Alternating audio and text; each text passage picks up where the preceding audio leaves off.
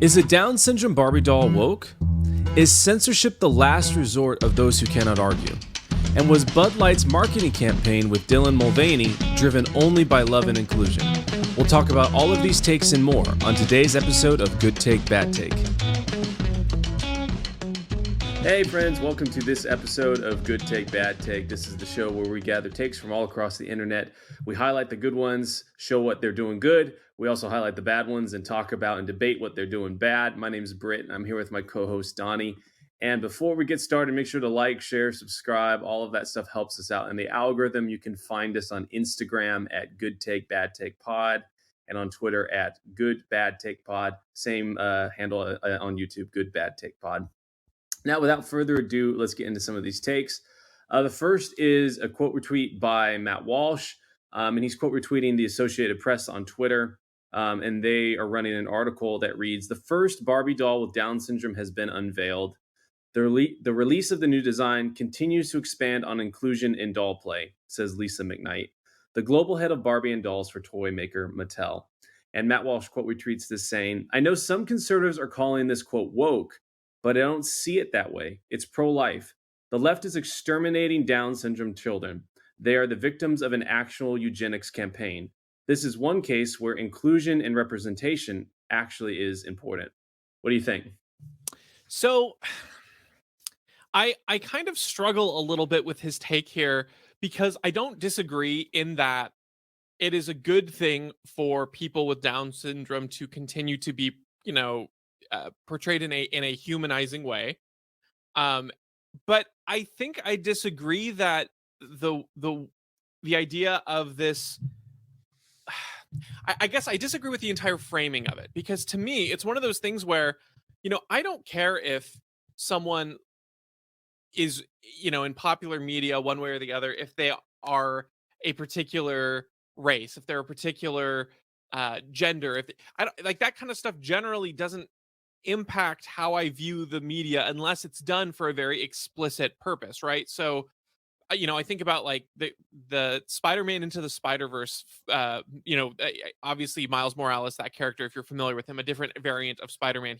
He's existed outside of just that movie, but I think about that movie as an example of all these different kinds of Spider-Man characters being presented, and like at no point did it really come across as preachy or trying to get a particular point of view across. It just was the character and his reality, and it was done in a super meaningful, great way. And so in that sense, I agree that, like having this Barbie exist as a Down syndrome variant of Barbie, like that's great. That's fine. Like I have no issue with that. It's probably a good thing. But I don't like the way that Matt Walsh is making it's kind of like the counter narrative to woke of, because this can be perceived as pro-life representation, it is good that in this case, identity politics is a good thing. And so, I might agree with him on the substance of, is this, good that it exists? Yeah, it probably is. But something about his framing of it, I'm just skeptical. So I was struggling with that. I haven't really like come to terms with how I feel fully about it. I in general, I think this is a good take, and I like it more than I dislike it. Probably like 80-20. Though I think I agree with you. And the only issue is that I'm not sure if this is actually pro-life in the way that Matt Walsh and you and I would probably consider it, because I think the second, Mattel was pushed to their guns about, abortion, they would be very much like, they're very well likely make some doll around abortion, or I don't exactly know what that would look like, but they're very much they're profit driven, right? And Right. just because this and maybe that's like the problem with like wokeness is that it's not necessarily a matter of whether or not what wokeness is supporting is good or is evil. There's certainly a lot of both within something that you consider woke, but it's the fact that you are doing good or bad things, or doing some sort of inclusive thing to attribute virtue to yourself and to gain personal glory. And it doesn't matter if it's good or evil, right? And so that's where I think that Mattel is Mattel is not our friend, right? Mattel Yeah. is not suddenly some like conservative company or some company that like is actually pro-life.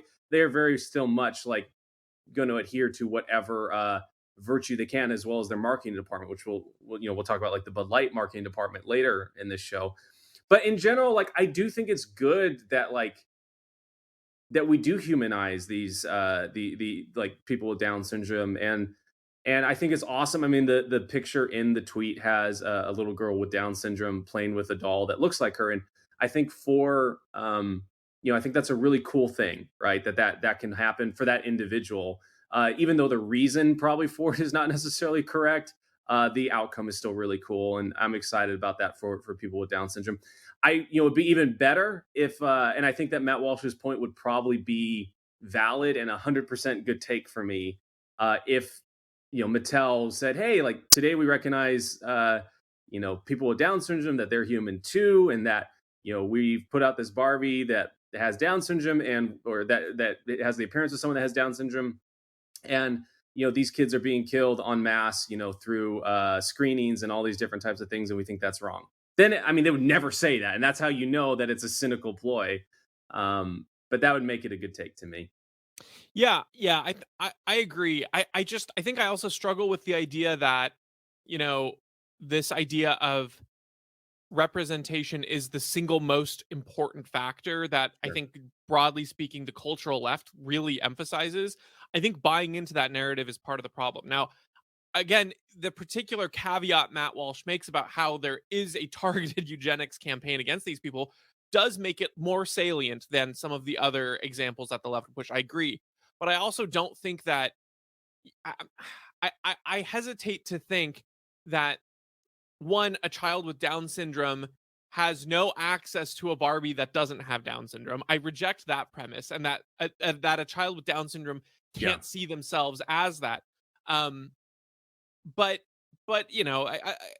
this is a probably the strongest use case of something like this. But I just think that the idea of representation as a function of allowing an individual to be or see themselves as someone or something, I just don't think that is as nearly a strong point as the cultural left makes it. And I think Walsh is buying a little bit into that when he praises this as an inclusion and representation that actually matters. I don't know. Again, it's not a bad thing, and in the same way that I wouldn't say, like, that them making the first, like, black Barbie, oh, that's so woke. No, it's not. Like, you're selling to another demographic. Those people exist. But this idea that you have to have a certain percentage of the inclusion, or you have to have the certain percent of representation, otherwise these people or these groups are marginalized. I just don't think that that's true. And I think Matt Walsh wouldn't think that without the Mattel Barbie, the eugenics campaign has no stops to it whatsoever. And this is going to turn the tide. Like, I don't know. Well, I think it's kind of, this is a really difficult one to kind of maneuver around, because like in my gut, it's like I know this is cynical, and I think the way that I'd put it down to is like wokeness is virtue, or is doing good things for the purpose of like looking virtuous, or doing being inclusive for the sake of inclusivity. Whereas like being a good person is doing good things because you're trying to treat another person really, really well. And I thought about like I remember reading this article a long time ago. I don't know all the background on it, so maybe there's something crazy about it that will become a cell phone later. But I remember like there's this kid with terminal cancer, and his favorite superhero was Batman. And his little town like got about 50 people together, and they like basically staged a like, "Hey, you're gonna be Batman for the day" moment. And that's like really cool. It's like they did something good, and it's not exactly the same, but it's like, hey, this kid's going to see himself as Batman for the day, and we're going to make it happen for him, not because we want to like appear like we're inclusive or it's for inclusiveness sake, but it's like we just want to make this kid's day awesome, right? And I think if Mattel made these Barbies because they wanted to have kids with Down syndrome feel awesome, then that's great. But that's obviously not why they did it. They did it for the inclusion's sake. Inclusion is the virtue, that badge that they get to wear, and that's what I think Matt Walsh and the Daily Wire crew would say things like, well, it's not, and because they're very pro status, they're like, well, there's not necessarily an issue with wokeness or like trying to virtue signal in one way or the other. It's only a matter of which virtues you are signaling or which type of virtues you are promoting with the state. Whereas Yeah. you and I would take a hardline principled stance about those types of things. Yeah, yeah, I think that's right. I think ultimately when it comes down to it, the bigger markets, the more creative, the more representation you can have, I suppose, it's not inherently a bad thing, but oftentimes the driving forces behind it make whatever the primary object was less genuine. So, for instance, rewriting a character, as we've seen like Disney remakes start recasting characters in other skin tones, which seems disingenuous to the source material. Um, Whereas, I think you're right. When there's some a move like the town coming together for that kid, it's done out of a virtue, right? It's done out of a meaningful way that doesn't degrade anything. It doesn't, and not to say that representation of uh, a character having a darker skin tone degrades them, but it is unfaithful to the source material. That's just to clarify. I'm not saying it makes it lesser, but it does add a level of this is not what the original was.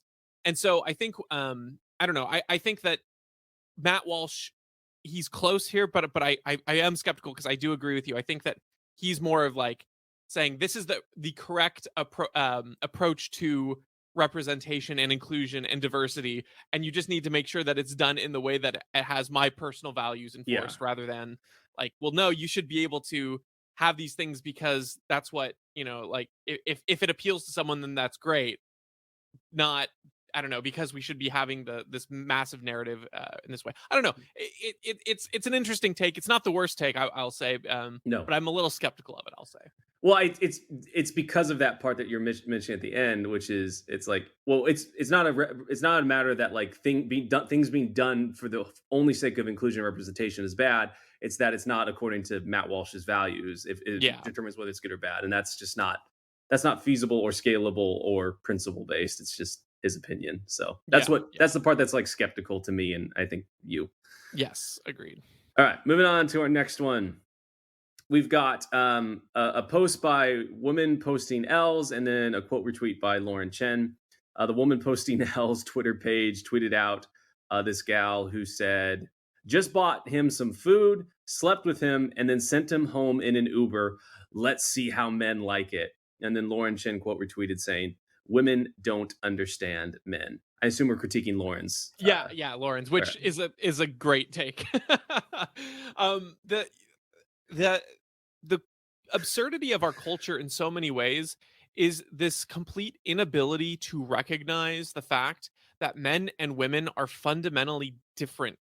Yeah. And if you can't acknowledge that, then so much is, so much of the reality around you is going to be perceived incorrectly. And that's why you have, I mean, things as seemingly detached from biological differences as like the wage gap. Oh, it's all sexism, right? No, it's just because men, they operate on most men. If you look at sort of a graph, you're gonna see a huge bell curve where the extremes of like overworking and um, being willing to put in massive amounts of hours with little sleep and little flexibility, that there are more men who will go to those absurd lengths than there are women, and so the average shifts towards them because that's where pay is going to come, things like that. When there aren't these fundamental differences of men and women acknowledged, you're just going to be living in confusion. And it's, I'm not saying that this value of men's biological nature is good, but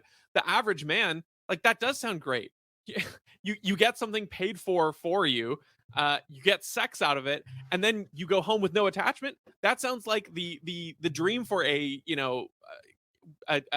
dude who doesn't want any commitments or responsibility or attachment. That's like the lowest common denominator of base desire for man.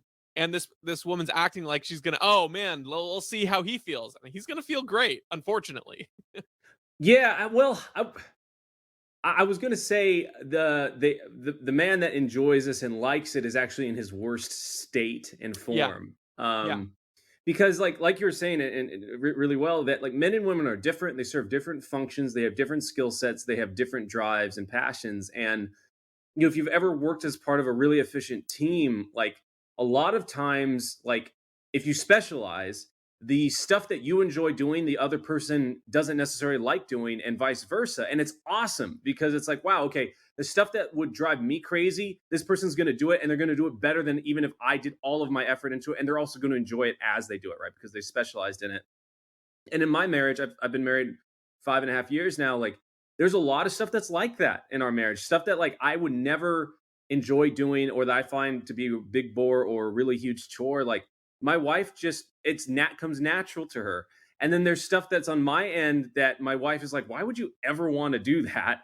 And it's like it gets me excited. And so, with this example that Lauren is, quote tweeting about, it's like I mean, maybe men and women don't understand each other, but this woman specifically has a very bad understanding of what drives men because, yeah, like he's going to enjoy that, but there is a chance, right? If you didn't offer sex, if you made him work for it, that there would have been more happiness created between both of you for both of you, because men enjoy the chase, they enjoy the pursuit, and as much as it sounds awesome to a lazy man, that man in general is much worse off as time goes on. So in a way, she's right. Like, let's see how he likes it. It's like, well, he's going to like it, but he's not going to love it, and he's not going to be the best form of himself. So yeah, you are damaging a man by doing this, as well as yourself.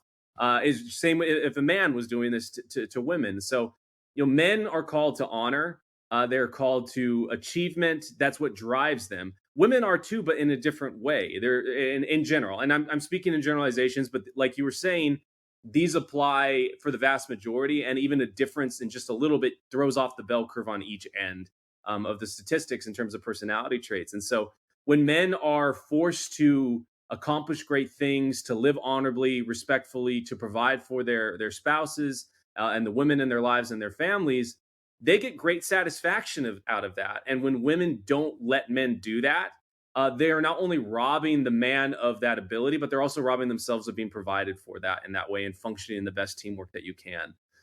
So yeah, Lauren Chen is absolutely right, and the person who did this is absolutely miserable, and the man that she did it to is going to be miserable too, just Yeah. not in the way she thinks. Yeah, right, exactly. Yeah, and the problem I would say too is when all of this is not acknowledged, that's I don't know if that's necessarily the symptom or just the I don't think it's the cause, but I think it's the symptom of the culture that is in decay or will start to be in decay with things like even the trans issue where men can want to become women and women want to become men, and they don't recognize that these are unique identities that are set, in numerous ways beyond just the physical forms that you might try to mutilate one way or the other. And so I I don't know. And so it is funny when you have that going on in the culture, and then men try to become women and women try to become men, but they still fundamentally don't understand how a male or female brain works, or even if they understand it, they can't emulate it just because it's not how the brains are physiologically wired. So I just see this as more of like the smaller subset, the closer zoom in version of sort of what's happening broadly in the culture. And this is just kind of a funny highlight of like, yeah, you sure showed him like you're gonna satiate his base desires, and you're gonna make everyone worse off because you are gratifying the lowest common denominator. But like you said, that the best things come with effort and with for him that the chase, the pursuit, the higher ideals, the greater callings, I would say.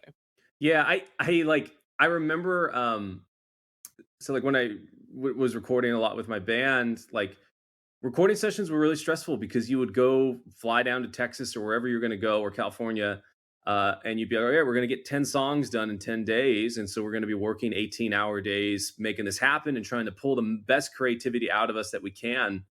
And it was always really rewarding at the end because we'd have a nice product and it would be awesome and sound good, and we were proud of it, and there was a feeling associated with that recording. And I remember one time we hired a producer, and this is why we almost never did it ever again. But we hired a producer, and we were like, okay, we're going to fly down to California and work with him on this tune. And we got down there, and he already had done a lot of the song, instrumentally. So it was like, I just need like one or two takes on guitar and bass, and then a vocal, and then we're done. And so we are like, okay, that sounds good. And he didn't want to do any more, and we had to do some more edits later and stuff. But we got done, and normally at the end of a recording, we go out and eat, and kind of celebrate. And so we are like, well, I guess we're done. And we went out to celebrate, and we all sat around like, this feels weird and feels not good. Like that we are celebrating when we didn't actually expend any effort, or there was no struggle, or we didn't have to really dig deep into any effort to make it happen. And we were robbed of that. And I'm not saying there was like something wrong that happened, but like us not having to do the work was we're robbed of the happiness and joy that occurs from accomplishing something and doing the right thing. And so yeah, this lady robbed that man of that as well as herself. Yeah, I think that's well said. All right, moving on to our next one. We've got a tweet by Sovereign at Sovereign Media, and they tweet out, "Censorship is the last resort of those who cannot argue." What do you think, Donnie? I think this is a bad take. I think this is a bad take because I don't think it's the last resort at all. Yeah. I think it's the path of least resistance to for those in power. I don't think it's always the first option that they will pick. But I would argue that censorship is it's maybe it used to be the last resort of those who can't argue, but by now, when you dominate so much of the cultural mood, what is acceptable, what isn't acceptable, what's allowed to be said and what isn't allowed to be said. Even in the COVID example, I wouldn't say that it was their last resort. I think they could have argued all the day long. I just think it was the easiest option for them to control, Mm, to strike.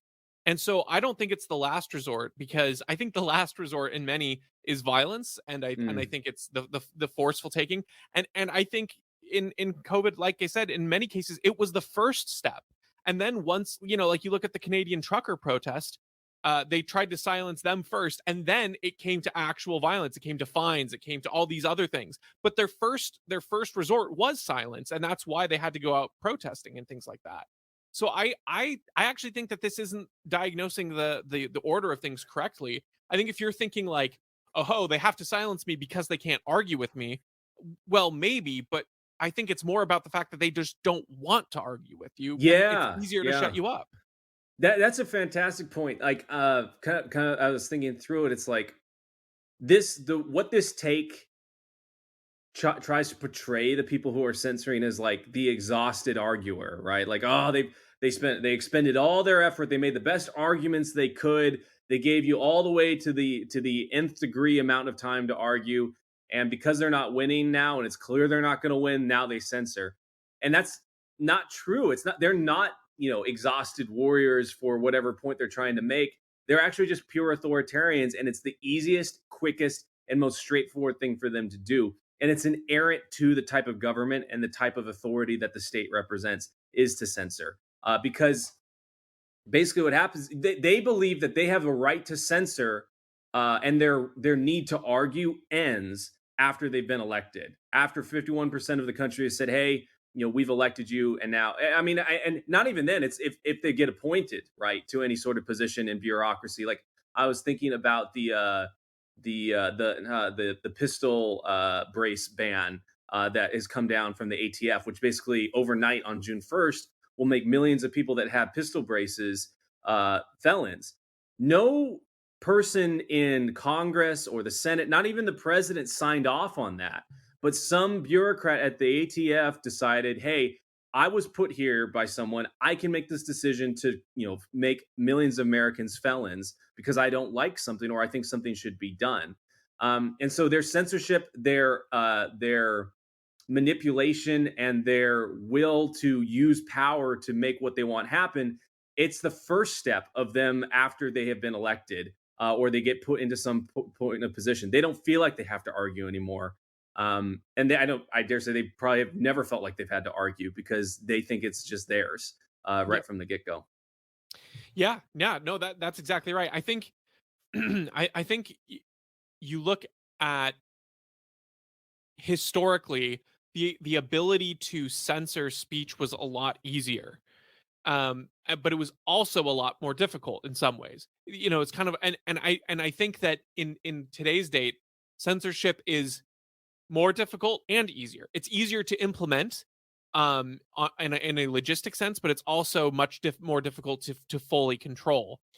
And just because of the number of channels there are to speak, and so you can, you don't have to physically go out and arrest someone and bring them into the castle to shut them up anymore. But alternatively, even though you can just click, strike that channel, have it removed, they can find another channel pretty easily as well. And so I think that actually makes it, in many cases, just another tool in their belt. Like, you give the example of the ATF just making that arbitrary decision, that's a tool that they have.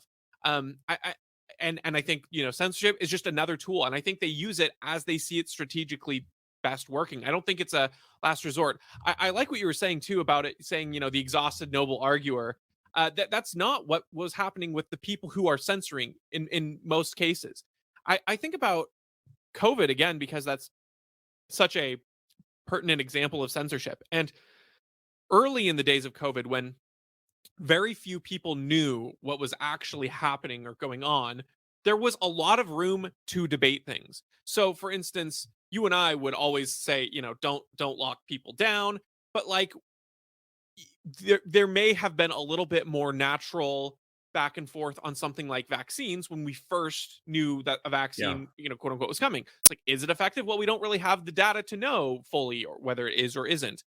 And you go back and forth, but there wasn't that. And I knew people who would defend the vaccines and who would argue, and they wouldn't want to silence me. And it's not like we got to a point where we came to an impasse and then they wanted to silence me. That wasn't what people, they couldn't argue eventually, but it didn't lead to silence. Silence was the first thing on the table if you spoke ill about the vaccines. It wasn't that we'd had this exhausted debate and we'd thoroughly debunked them. There were still a lot of questions. Some of us may have been skeptical, but not totally skeptical. Some of us were even willing to say, hey, this is probably more helpful than it is harmful. But the debate was not allowed at all. And the first thing they went to was silence and censorship. It wasn't like the last thing, like they'd made all their impassioned pleas and people were just being unreasonable. It was the hint. I mean, that's why like episode 9 or 11 of this show of our old one, Cringe Post, isn't even on YouTube because we got struck Yeah. for just mentioning some facts that had come out about it. So censorship, I think to view it as the last resort of those who can't argue, I think it's to give the people censoring way too much credit. It's to give them way too much of noble motives and means, and I don't think that matches up with the reality that we've all experienced and lived through, let alone the historic precedent. Yeah, these people have neither good arguments nor the endurance to make them. Yeah. And unfortunately, the endurance trumps the ability. So they have to. Censorship is always step one or step two of their plan because they just don't want to have to make it. Yep, All that's right, exactly right. moving on to our next one. We've got a Facebook post, and this person writes: "The right is still sad that Bud Light made a few special cans that weren't even available for sale for a trans person, and somehow then says that the left got butthurt about things like syrup and rice and pancakes or whatever. Let's explain the differences for the stupid among us. Bud Light did something small out of love and acceptance and inclusion. The other brands in question were perpetuating harmful stereotypes and using false cultural identities to profit. Is the difference clear? One was done to show love and support. The others were done out of a cynical quest for profit, regardless of the human cost. Be the Bud Light you wish to see in the world." What do you think? This I is not a joke post either. This is dead serious. I know this person.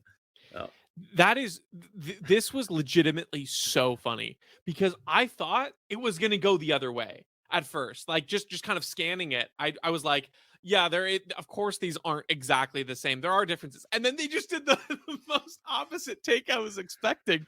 This is obviously a bad take. I the difference between the Bud Light cans and the other, like, let's say Aunt Jemima, let's say what, like William Penn on the oats, what were the other, I the guess the Indian Lakes or yeah whatever. the Washington Indians or whatever, the football team too. There's like those, th- the difference between those and like the Dylan thing is, it's like Dylan Mulvaney is obviously a hot button cultural issue. Let's not even say, whether or not, if you support the trans idea or not. It is a very, very obviously heated thing in the culture at this moment. The other things are logos that have existed for years that were usually founded by the very people that, or at least appreciated by the very people that were being represented in those cases. And it was drummed up as a controversy by no one who is actually affected, but just people claiming to be offended on their behalf, versus the millions of women who probably actually are offended that there's a dude larping as a woman on the can and denying reality in that way. So they are very different, just not at all for the reasons that this person makes. Yeah, That's really well said about those. And I mean, the other brands that this person mentions, I think I mean, I don't know the backstory on all of them, but like they did packaging and they did things out of a cynical quest for profit, as he would put it, just like Bud Light did for with Dylan Mulvaney. They thought that by putting Dylan Mulvaney and doing this advertising thing, by paying Dylan Mulvaney $50,000, that they would be able to extract some sort of value or profit out of it. It was not done out of love. It was not done out of some sort of sense of inclusion. It was done. I mean, the marketing VP that did this, that approved this, that said, hey, we need to do this, literally said, we need to transform our brand from a brand that, is kind of has that frat, vibe to it. We want to, have more of this sense that is attracting more younger people to it. And so that was, and she cited that as the reason they did this marketing campaign. So it clearly wasn't just for inclusion or love or whatever, and they can say some of that, but it was a cynical thing for quest for profit. The problem is that you alienated your core demographic. I mean, we went through that marketing post a few episodes ago, but basically, if men are the ones drinking Bud Light, you need to make men feel comfortable and not feel weird that their masculinity is being questioned by them drinking this thing. Um, and if anyone actually saw the actual promotion, it was like, oh, this is clearly like an influencer like ad. It had the same type of storyline and same type of like hit points and all that stuff. It's just with the background of someone that is trans and has like you were saying so well that they're LARPing as a woman. So there is even if we concede that the past brands were doing it out of a cynical quest for profit, which maybe they were, maybe they weren't. I don't really know. That means they're the exact same as Bud Light. So this guy's point is completely null in that way as well, because that's what these companies are doing. They wouldn't make these ads if they didn't think it would do profit for them. And this is evidenced by the fact that they fired the marketing VP that did this just a few days ago, and then they tried to release a good old fashioned American ad right after to smooth things over, but it hasn't worked out yet for them. Yeah, I was gonna say I think that's exactly right. Even when corporations try to do something that is perceived as for the love of some group or promoting some important virtue or value, it even those attempts are usually seen as so transparent, right? Like you'll see a Super Bowl ad with like the galloping horses and like farm town America, and you're like, okay, they're just playing to their base, it's cynical, whatever. Or you'll see some other advertisement that's very clearly trying to virtue signal to like the importance of progress, and you're like, okay, you're very much signaling to your and the funny thing is, I feel like most people can see right through that. But the moment that there's a totally non, like it's not even an attempt at being impassioned for this, but like, oh, they're supporting trans people out of love by hiring Dylan Mulvaney. No, they're just trying to cause a splash. They're trying to, like you said, it was an influencer type ad. They were just doing what they thought would meet the bottom line, as is the case with those other kinds of ads. But for some reason, in this case, they can't see through it. But they can't, most of the time, I feel like people generally can. They're like, oh, I don't care. Like everyone mocked the whole Pepsi commercial where Kylie Jenner like hands the the cops the Pepsi to quell the riots. They're like, oh, that's ridiculous and goofy. But in this case, oh no, we got it. It's the same principle. Like Yeah, it's the same principle runs through all those ads. We're trying to make our brand attractive and awesome. It's the the person like I can't think of the exact example, but it's Michael Scott in The Office trying to do something when someone's watching, right? And yeah, doesn't really care if they're not watching, or he'll keep doing something until someone, or it's the suicide one. Remember when he's trying yeah, to jump off the building yeah, and make a point, and he's like, "Hey, but where are the warehouse guys?" yeah, And it's like, "Oh, well, the warehouse guys aren't out there." So then they go and get the warehouse guys, bring them out, and then he runs the whole thing all over again. I mean, that's essentially what's going on with all yeah. of these ads. They all have the same goal. They wouldn't spend money on it if they didn't think they were going to make money back, and especially if they weren't going to, at least get some sort of social credibility for it. Exactly, exactly right. All right, moving on to our last one. We've got a Twitter user, and they tweet out, sending your child to a public school and complaining they become a communist is like sending your cow to a slaughterhouse and complaining it became a hamburger. Homeschooled. Donnie, what do you think? I think this is a good take. I think this is accurate. It's one of those. common common thoughts out there that when you talk about things like school choice, when you talk about the idea of, oh well, parents should be able to have the money that they put into the school, or the money they pay in taxes. If you're going to have to pay these taxes, why shouldn't it follow the child? And people are like, well, it could go to religious schools. I'm like, what do you think the state is? It's baffling to me that there are people who don't understand that public schools are not some neutral plane of existence that is somehow isolated from the rest of the world with no influences, no external factors that drive an agenda or a will. And it is particularly confusing when you realize that public schools are driven by the single largest monolith of power in the world, which is the US government. Sure, you might argue that there are some tech companies that have more global power, except that most of them have to answer to the US government in some way, shape, or form. I mean, even the TikTok CEO, allegedly a Chinese, government product, even he had to answer before Congress to some degree. So, regardless of what you think about whether or not the U.S. is the government is the most powerful or not, it's at least one of the single largest spheres of influence in the world, if not the largest one.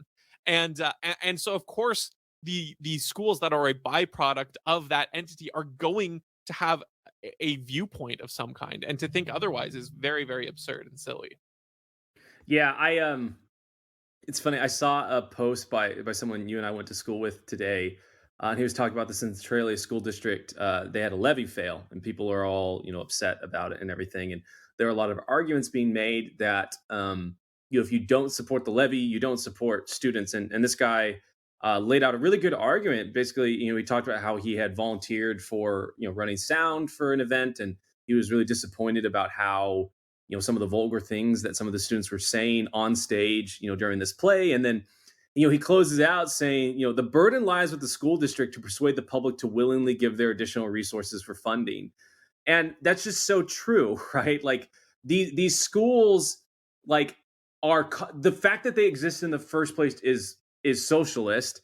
If not, I mean, people get all up in arms about the communist versus socialist thing, but it really is. It's taking money and from people that have earned it and giving it to people who have not earned it through force. Whether you view that as socialist or communist, or whether you view the fire department as socialist or whatever, doesn't really matter. It's authoritarianism and it's tyranny, and that entire framework and infrastructure for that system is supported by that type of thing. And if it's supported by that type of thing, what else do you think they teach inside of it, right? If these school systems can't voluntarily get you to donate money to them because they can't justify their jobs, do you think they're going to be doing a good job raising the kids that are inside of them? Like, no, I don't know, if you were going to a therapist and that therapist had, a disaster of a home life, was a hoarder, and you'd be like, oh, maybe I shouldn't be going here. Maybe the stuff that they're teaching me, they can't even implement in their own life, just on a personal level. But if you think at the organizational level, there's no way. And then, I mean, we've talked about before in the show, the public school system is based off of the Prussian model. It's meant to build drones, everything from the way the classrooms are laid out to the fact that you are taught to, move to your next workstation at the ring of a bell. All of this stuff was done to produce factory workers and drones, not to produce, actual educated citizens and adults.